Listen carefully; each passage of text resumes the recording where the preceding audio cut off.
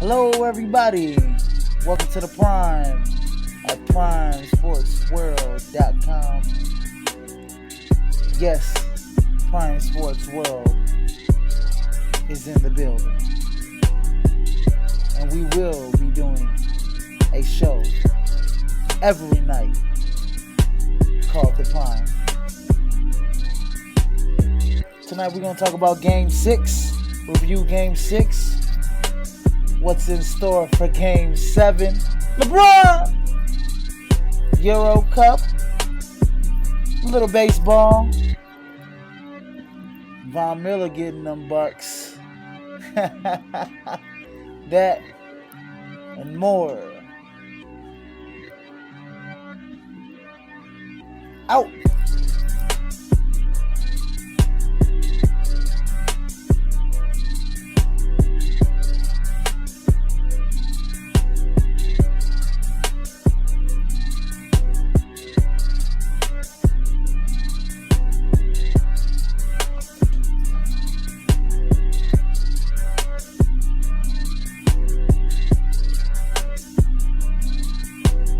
Hello, everybody. This is Israel Rivera.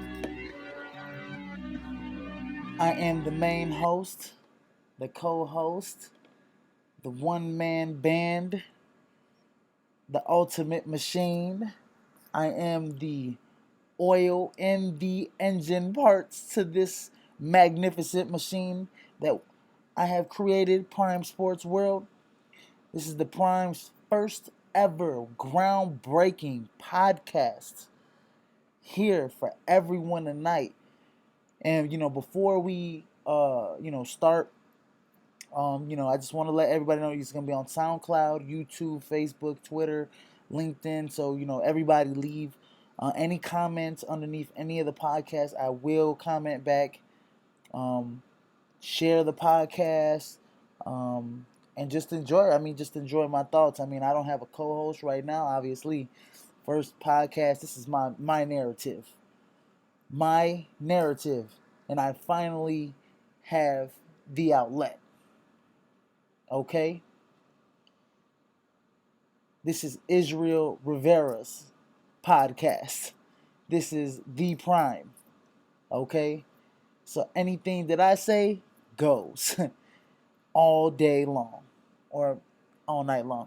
But anyways, that's all for fun and games. Let's get to business. Game 6 was wow. I have not, I voiced my concerns the last series that Golden State was in the Western Conference Finals in Game 7 in terms of tweets, statuses on Facebook, general conversations with my friends. I thought that Kevin Durant and Russell Westbrook should have asserted their dominance. Those two guys are better. I feel that they're better than Klay Thompson and Steph Curry. Together at least. Klay Thompson is probably the best two-way player. In terms of shooting guards, at least. Not overall. I would have to give that to LeBron. And then Steph Curry is just him and Chris Paul are like the top 2 point guards in the league. There's a lot. This is a point guards league, so there's a lot of point guards out here that are out on display in the pros.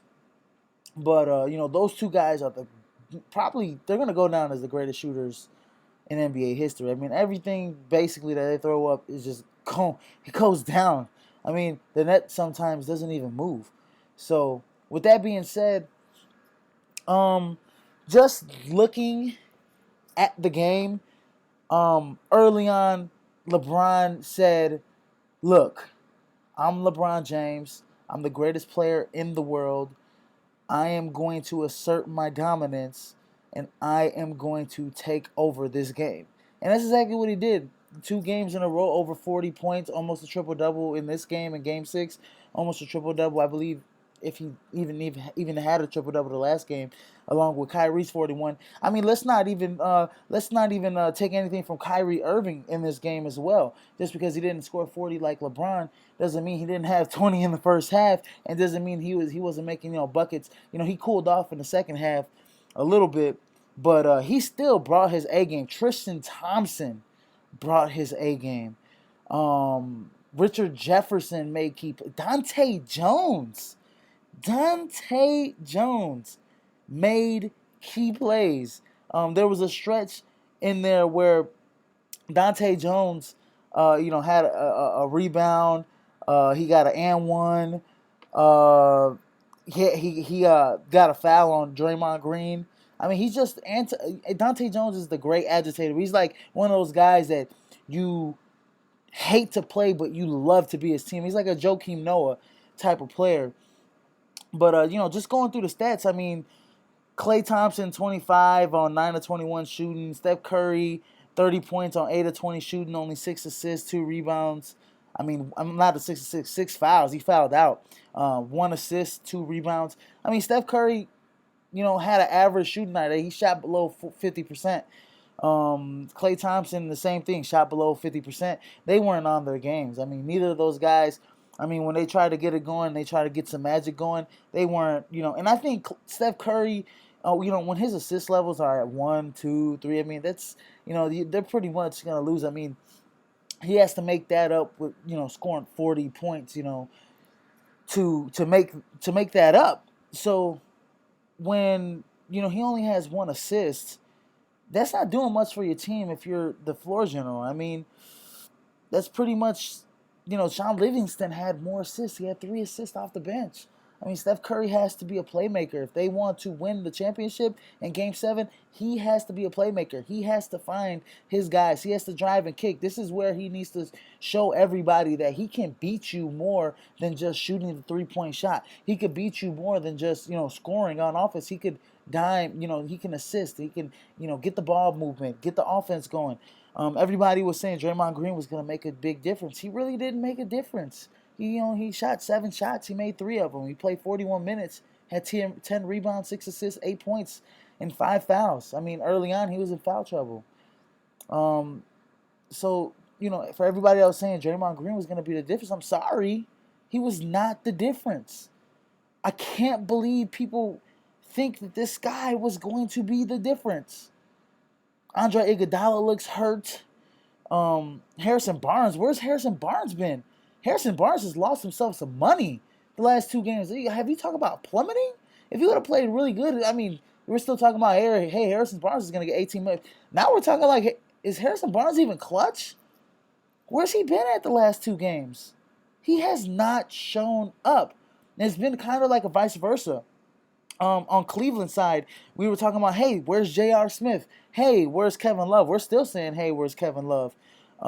We're basically saying for the Cavaliers in those first 3 to 4 games, where was especially the first 2, where was your bench? Where was your starting supporting role? And they definitely showed up from Game 4 to Game 6, from Game 3 to Game 6, really, because they lost a tight one in Game 4. They won in Game 5 at the Oracle, and then they won at the Q with Game 6. And, I mean, LeBron James, like I said, 41 points, 8 rebounds, 11 assists. Just a virtuoso performance. Tristan Thompson, 15 points, 16 rebounds, 3 assists. Played great perimeter defense every time switching over on Curry or Thompson. J.R. Smith put in great shots, 3-pointers, had 14 points, 3 assists, 4 rebounds. Kyrie, he had 20 points in the first half, only scored 3 in the second half. So, he only had 23 points. It was LeBron's night. Come on. I mean, J.R. Smith is throwing no-look alley-oops. This guy is just catching them, soaring through the middle of the air, and just dunking on everything. He just showed from the get-go that he is the best player on the planet, that he is the alpha male on the basketball court. And it doesn't matter if everybody wants, the media, me included, wants to say, hey, Steph Curry is just phenomenal. 2-time MVP back-to-back. You know who also won 2-time MVP back-to-back? Steve Nash. He's, borderline Hall of Famer. I'm not saying that Curry's not going to be a borderline Hall of Famer or a Hall of Famer. Just saying that Steve Nash, even though he won both back-to-back MVP, he wasn't the best player in the NBA. It was Kobe Bryant or LeBron James. And now that Kobe's out, it's LeBron James. He's still the best player in the NBA. I don't care what anybody says. His back was against the wall, and he showed up. They were down 3-1, went to the Oracle, scored 41, almost had a triple double. Game 6 back at the Q, virtuoso performance. Scores over 40, almost has a triple-double, puts his team on his back. That's what you call putting your team on your back. And he did it. He showed up. There's a lot of haters and naysayers that want to say a lot of things about Mr. LeBron James, but at the end of the day, he is a top 5 player to ever play this game. And that's even an understatement. He's top 3 in my book. You're talking Michael, Magic, and LeBron. LeBron is better than Bird. Come on now, it's not even no contest. One-on-one, LeBron's going to kill Bird easily. In their primes, a lot of people from the 80s and a lot of people that are older than me will disagree. Just because they think, that brand of basketball still... It's pretty prehistoric. But anyways, at that notion, the Cavs are starting to show up. They look like they have believe land. That's what they are. It's their essence. Believe. They believe that they can win the championship. They believe that they can beat this team. They're not going. They said, look, we were not healthy last year. We're healthy this year. It took them a few games to get their shooting touch and their offense going, but now they're starting to show defense. Now they're starting to hit shots. Now they're starting to hit shots with confidence, moving the ball with confidence. They're playing with house money now. And you talking about Game 7? LeBron James, best player in the world? You think they're going to get blown out in Game 7? I just want to hear all the podcasts, True Hoop, NBA Lockdown, Low Post, all those ESPN podcasts, everybody all over the blogs, all over Facebook, internet, Twitter. I just want to see what they say. You think, honestly, that these guys are going to blow LeBron James and the Cleveland Cavaliers out in Game 7? I dare one of you to say that. Because these last 2 games just prove that LeBron James is... amazing. The dude is amazing, flat out. He can do it all on the court. He could score 60 a night if he wanted to, but he loves to get his teammates involved. So he gets about 8 to 10 assists. He gets rebounds. He gets steals. He gets blocks. He makes key defensive plays. He can guard your best player. It doesn't matter what position they are. He is the best player, all-around player in the NBA. And when it's all said and done, he's a top 3 player in the NBA. And I take that back. I mean, you might say, you might kick Magic out that top 3 and say it's Michael, Kobe, and LeBron. I mean, you talking about 2 players from like almost the same era being in the top 3 or top 5. I mean, that's wow. So with that being said, Game 6, congratulations to the Cavaliers for coming back from 3-1. I picked them from the get-go to win in 7 games. I thought it was going to go back and forth like this. I didn't quite see it being a roller coaster like this with, Golden State getting the momentum with those first 2 wins. Everybody's talking about sweep. Then Cleveland gets a game, and now everybody's like, oh, well, the momentum's coming back. And then Golden State wins that Game 4 at the Q. And everybody's like, oh, the series is over with. But Draymond Green just got kicked out. You go to Game 5 at Oracle. The Cavs win. Now it was like, oh, this is a series now. Hey, we're going back to the Q. Cavs win at the Q. Now you're talking about Game 7. It's all for the marbles, baby. Everybody better show up because the fat lady did not sing yet. And for all those fans, it's going to be raucous crowd at Oracle. I mean, you are going to, the walls are going to vibrate so much you think they're going to come down. Because it's going to be pandemonium in the Bay on Sunday. you know, and to be honest with you, going in on Sunday, and that's a good segue into the Game 7 preview. Honestly, let's be serious here. You're talking about LeBron James, man, in Game 7 against Stephen Curry, Klay Thompson. Yes, they're at the Oracle, but from what I see these last two games, LeBron has, what I've said, asserted his dominance. He's asserted his dominance.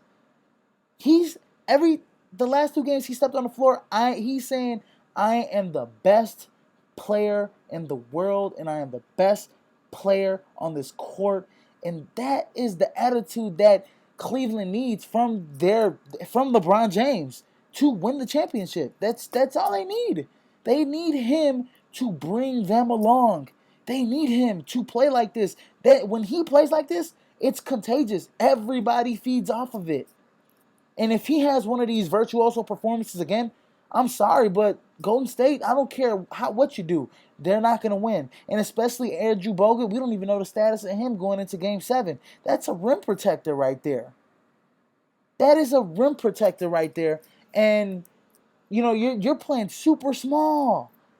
They're long. Yeah, you got Draymond at the 5, Iggy at the 4, Harrison Barnes at the 3, Klay at the 2, and Steph at the 1. That's a small lineup. You need some type of rim protection down there. And Tristan Thompson ate him up on the boards early. I mean, I think the first 7 minutes of the game, Cleveland out-rebounded Golden State like 14-3 or something like that. It was some ridiculous number. It was like every time they shot up a shot, it was a one and done. And that's not how Golden State wins. They get second chance opportunities when their first chance opportunities don't go in. And they move the ball. And it looks like they have been a little stagnant on offense. Like the Cavaliers have figured them out defensively. They're basically saying, hey, we're going to put LeBron on Draymond. And every time Draymond comes to screen, LeBron's just going to switch. And we all know that Draymond, he's a pretty good player, but he's not a player that's going to create his own offense. He has to play within the system to get his. He's a great defender. He's a smart defender. He plays well. He gets a lot of steals and blocks, for his size because he's a smart defender. He has a very high basketball IQ. He gets points because he has a very high basketball IQ. Most of the players on Golden State have a very high basketball IQ. And that comes from Steve Kerr, who is, used to be on those on that second three-peat of the Bulls, and he was on the San Antonio Spurs, and that team plays like the San Antonio Spurs on steroids or on crack. I'm sorry for using that reference, but that's how the Golden State Warriors play. They play just like that. Like how Greg Popovich would mold that team into. That's how they play. A lot of ball movement, a lot of motion back and forth.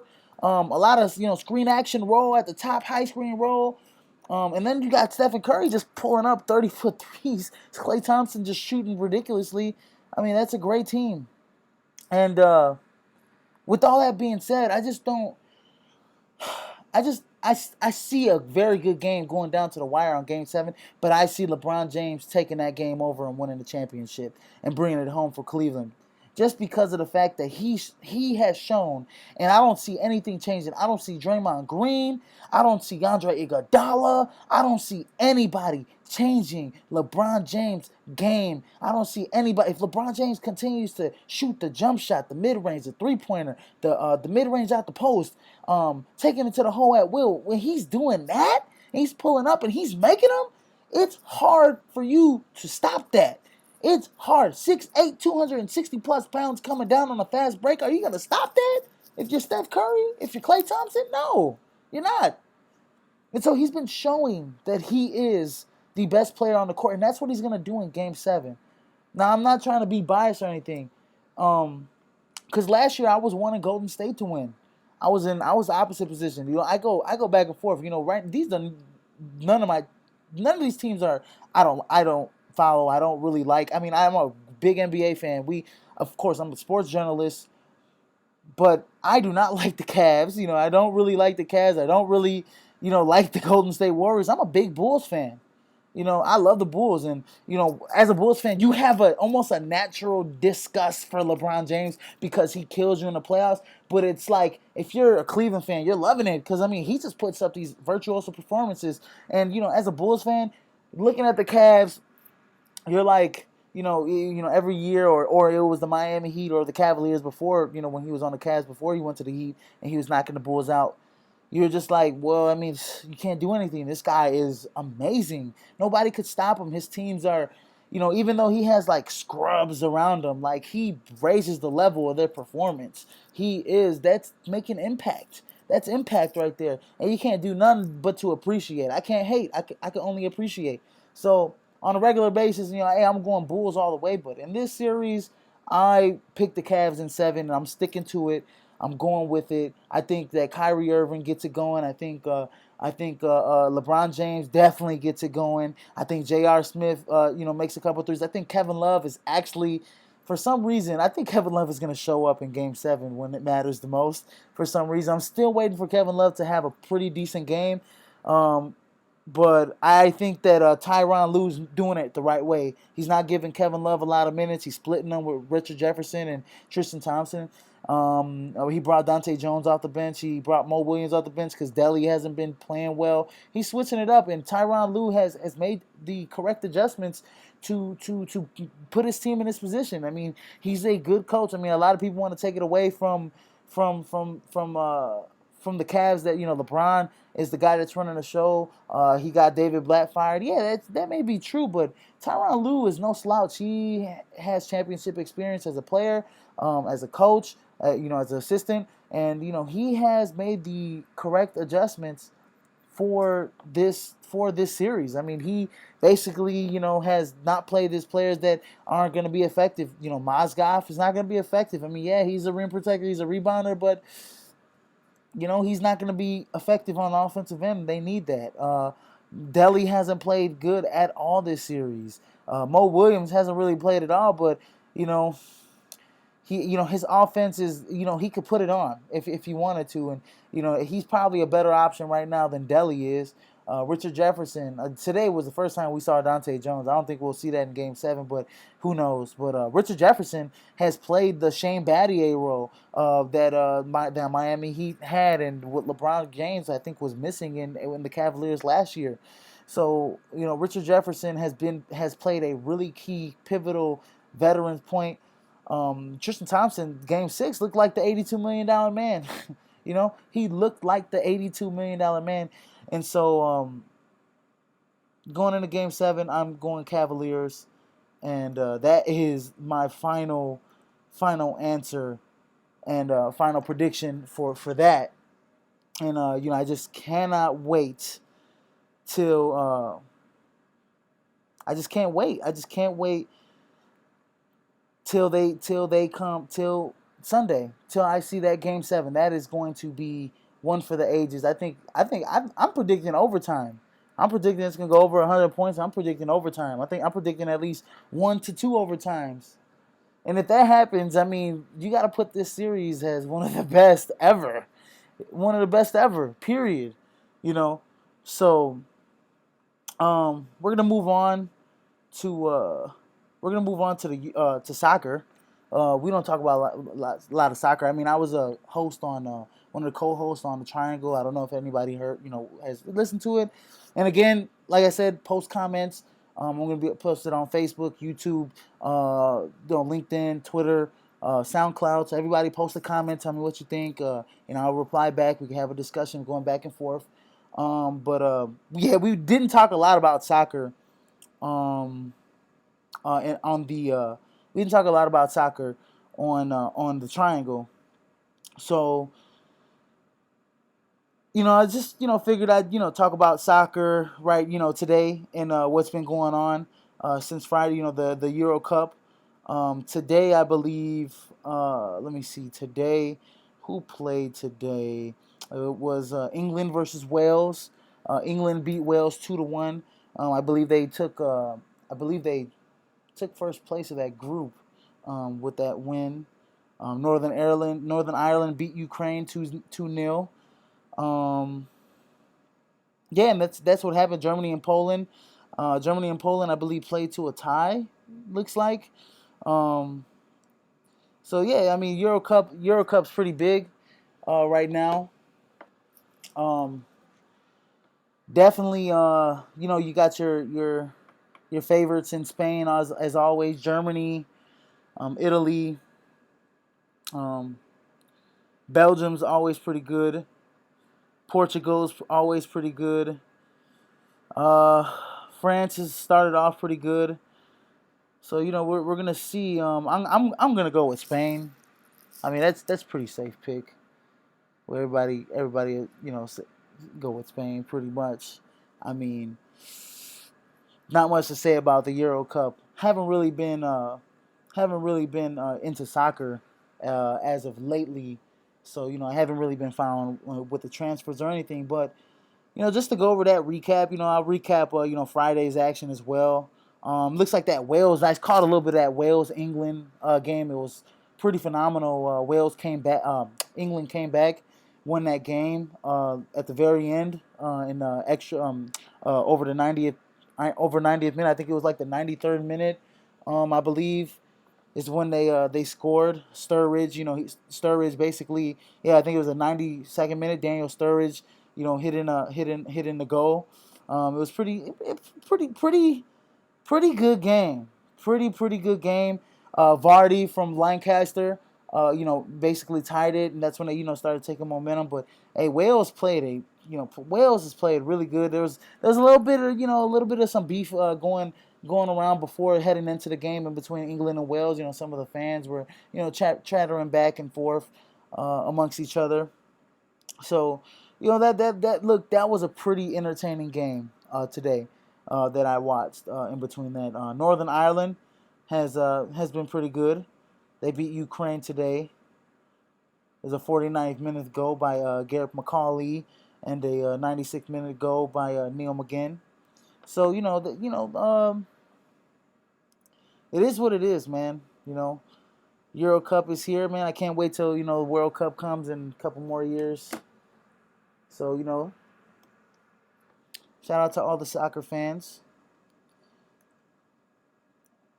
And now we're gonna move on to baseball here, and on baseball, basically what's going on with my Cubs here. They just came out of a series with the Nationals. Pretty much showed me that they can compete with the elite teams. Let's go over with this Thursday roundup. Looks like the Braves beat the Reds 7-2. Mariners beat the Rays 6-4. Rangers beat the A's 5-1. The A's just been terrible this year. Blue Jays beat the Phillies 13-2. Orioles beat the Red Sox 5-1. Mets beat the Pirates 6-4. Yankees beat the Twins 4-1. And that's a sneaker pick type of team. For some reason, I think the Yankees, they have some talent. Obviously, they gotten younger. I think after All-Star break or towards the middle of the season, they are going to hit their stride, and that's being honest. I think the Yankees are going to hit their stride. They played the Twins today. The Twins are just god awful, just god awful. There's just a lot of terrible baseball teams in the major leagues. I mean, some of these teams, I just like, I don't know what they're doing. I don't know who's their talent evaluator, but the Minnesota Twins are one of those god awful teams. The Oakland A's are one of those god awful teams. Yeah, the Cincinnati Reds, the Atlanta Braves are god awful this year. They are terrible. The Mariners are pretty good this year, as we've seen. Tigers beat the Royals 10-4. That's a tight race right there. That AL Central between the White Sox, and the White Sox, the Tigers, and the Royals. They're pretty much, and Cleveland. Cleveland's on top. I mean, Cleveland's 35-30, half game up on Kansas City. But in between all those two games, I mean, the White Sox are 2.5 games out of first place. I mean, that's a tight race right now. And if I had to pick between those four, I'm going Kansas City to win the division. Obviously, I mean they're the world champs. They're starting the season off slow, but they're in the position that they want to be. They're right there, half game out of first place, going to be in first place pretty much towards the middle of the season.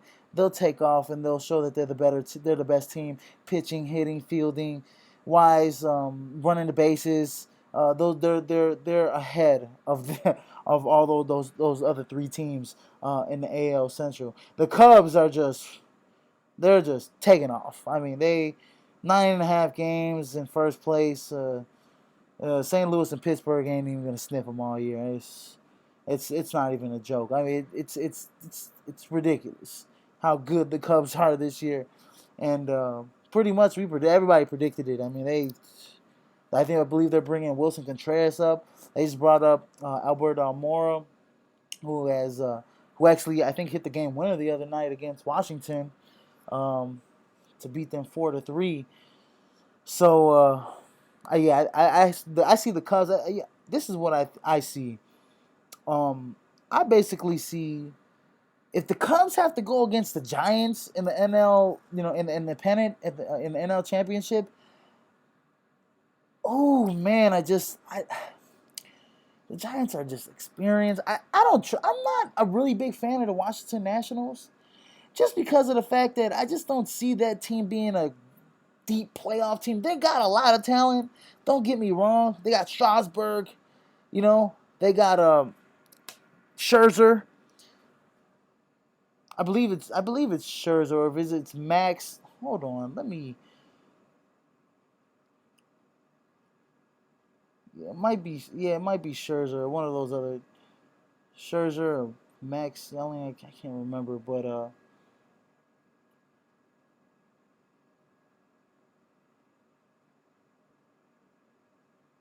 basically, yeah, Scherzer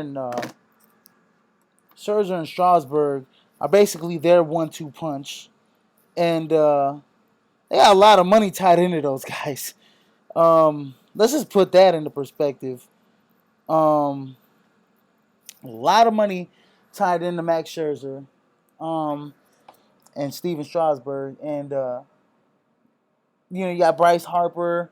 You got a lot of other guys on that team that can play, but I just don't see them being a deep playoff team. I just see them being a team that's a really good regular season team, but in the playoffs, I just don't see them getting it done. I think they need to get better middle relieving, and I think every team pretty much that's a playoff contending team has a little bit of weakness. The Cubs need back of the bullpen, strong arm. That's why you've been hearing, uh, you know, rumors that they might be shopping for a Aroldis Chapman. They need a strong arm in that bullpen. They need better middle relief, and they're starting pitching. Jason Hamill 7-2. I mean, nobody's seen that coming. Arrieta, Lackey, Lester have been pretty phenomenal. If they have a good mixture of righties and lefties. So I see the Cubs really going far. I see them going to the pennant at least. And if they lose to the Giants or something, I see them going against the Giants for some reason. And I want to say the Cubs will beat them in the playoffs, but I just I don't see I don't. It's one of those toss-up things. I mean, if it goes Game 7, and in Wrigley Field against the Giants, and there's just something about that Billy Goat curse that just rubs me the wrong way. I mean, I just really think that thing's real. Honestly, I mean, go back to 2003 in the Bartman Ball. How close were the Cubs to winning the pennant, to actually going to the World Series and having a chance at winning the World Series? I mean, even when they had their teams in 04, that 04 team after that 03 team was phenomenally talented. They just didn't do anything. The 08 teams, the Lou Piniella teams, 08, 07, those teams were good. They were like at the tops of their division, didn't do anything. That's why got beat in the first round. Finally, you got a Cubs team that's pretty good and that's pretty talented to go deep into the playoffs. They went deep last year. They shocked everybody. And they just ran into some really strong arms in the Mets. And Daniel Murphy just crazy hitting. Daniel Murphy was just hitting like crazy all playoffs, and he's continuing to keep hitting for the Nationals as well. going into this season. So to start the season.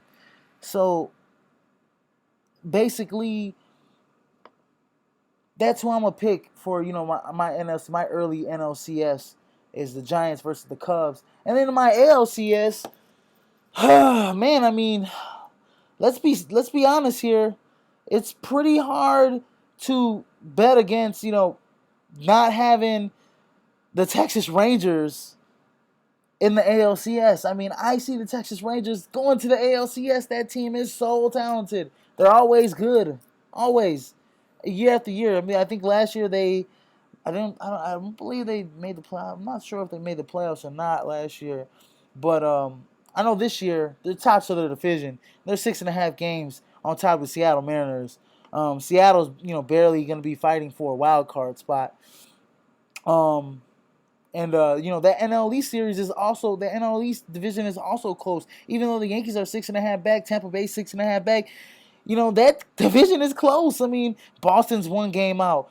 Toronto's 2 games out from Baltimore at the top. The Yankees are 6.5. Tampa Bay 6.5 games out. That's a tight race in the beginning of the season. That's what I'm saying. If the Yankees can find their stride, um, they could win that division easily. Easily. Easily. But definitely in the AL, definitely the best team right now is the Texas Rangers. They are pretty much really good across the board on that team. So,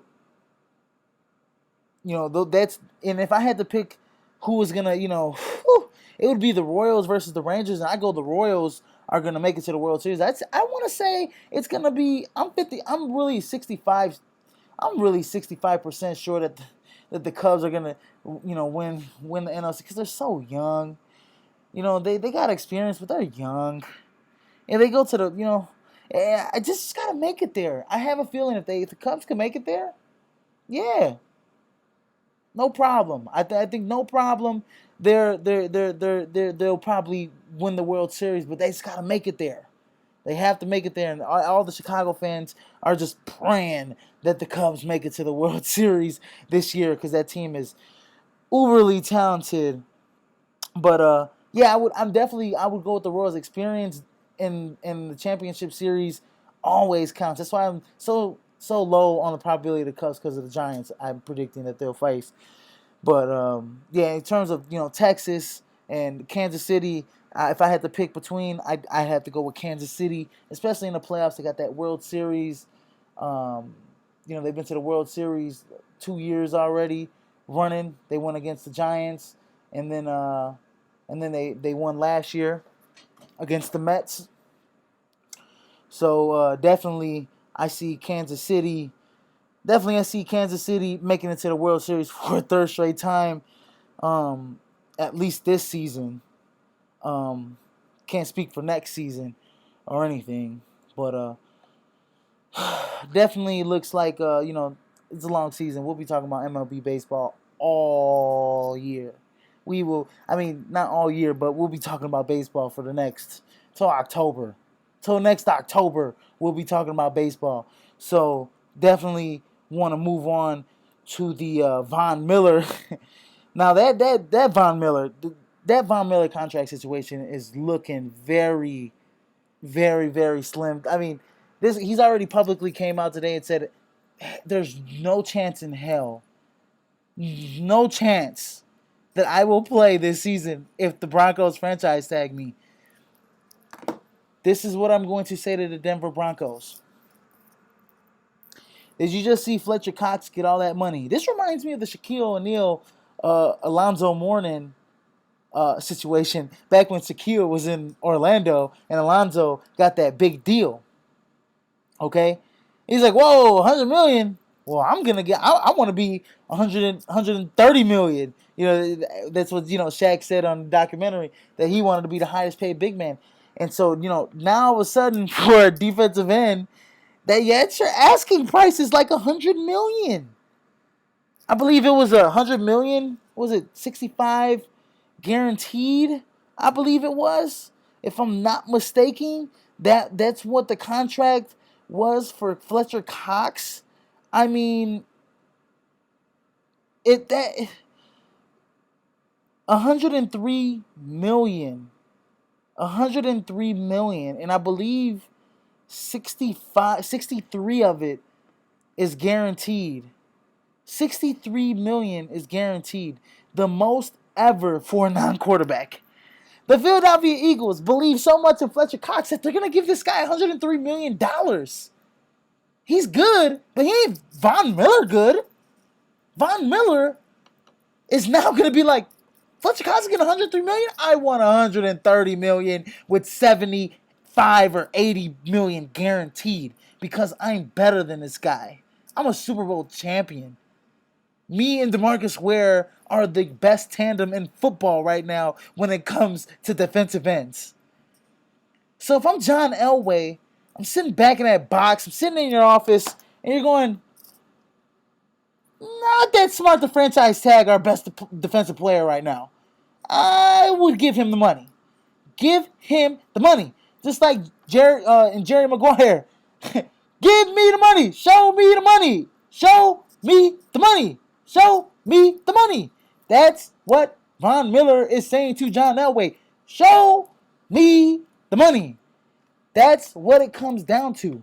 You're not going to play football your whole life. Show me the money. He's in his prime.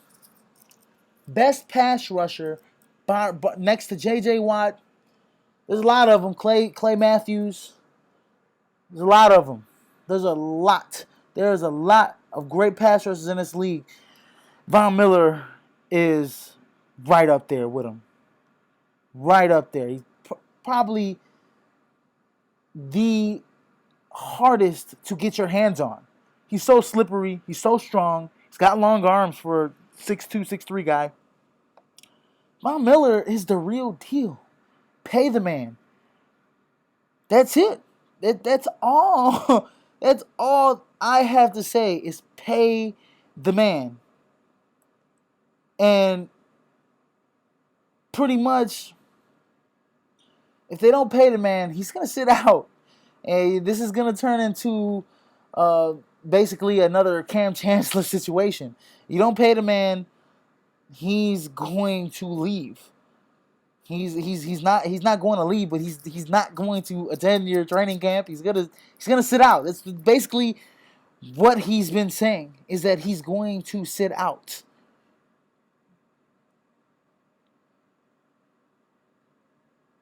So pay the man. That's it. Pay the man. Now, for other NFL news, Trent Richardson, who just went on the Baltimore Ravens, they picked him up. Needs his knee scoped. Wow, what a bust. I mean, I thought Trent Richardson was going to follow in, Mark Ingram's, footsteps. And Mark Ingram hasn't even really been that great of a back. Eddie Lacy's been actually coming out of college. Eddie Lacy was the least, favorite back, in terms of college, production, in terms of Mark Ingram, Trent Richardson, following those guys up. And Trent Richardson and Mark Ingram haven't really even lived up to the hype yet. Mark Ingram's actually decent. Trent Richardson has not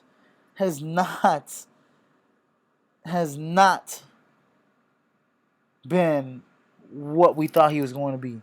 He had great size, speed, versatility. Just has not panned out. Has not panned out. Muhammad Wilkerson, same thing goes for the Jets. Pay these guys.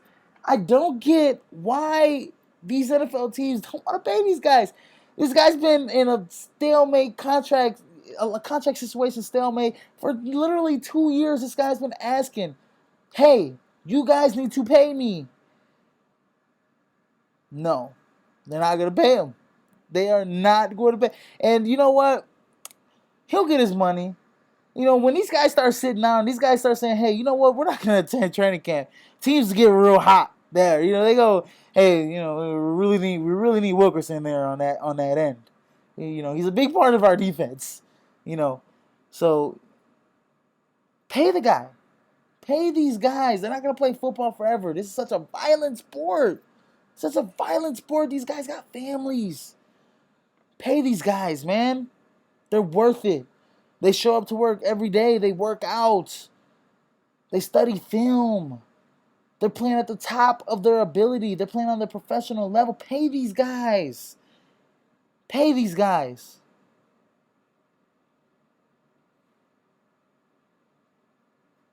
Like I said, leave comments in the bottom.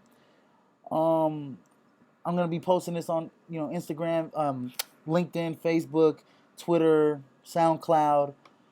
Just leave comments on the bottom. Tell me what you know. Tell me how you feel. Any questions about anything that we could go over, and I'll discuss them right back. And basically, this is the first podcast, the first of many, many more. Look out for the website, primesportsworld.com, where we'll have feature stories on, professional sports.